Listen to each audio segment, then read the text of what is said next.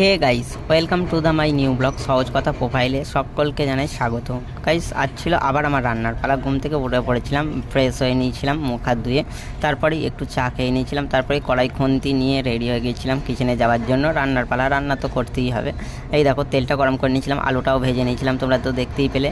ভালোভাবে ওটা তোমাদের সাথে শেয়ার করতে পারিনি। তারপর আবার ওই আলু ভাজার তেলেই আবার দিয়ে দিয়েছিলাম উচ্ছেগুলো ভেজে নিচ্ছি, একটু লাল লাল করে, বেশ কড়া কড়া করে ভেজে নিচ্ছিলাম, নাহলে তেতো ভাবটা অতিরিক্তই থেকে যাবে। একটু কড়া কড়া করে ভাজলে তেতোটা কম হবে।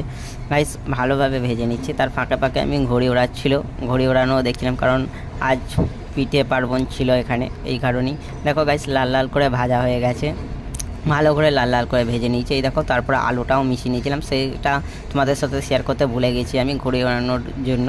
গাইস, ভালোভাবে ভাজা হয়ে গেছে। এই দেখো, তারপর আমি একটুখানি ভিডিও করে নিলাম মাকে দেখানোর জন্য। দেখো মা, আমিও শিখে গেছি অনেকটাই, তোমার মতো জানি মায়ের মতো তো হবে না, তাও চেষ্টা করেছিলাম। তারপর আমি একটুখানি ভিডিও করে নিলাম, শুধু তোমাদের সাথে শেয়ার করবো বলে। কেমন হয়েছে জানিও।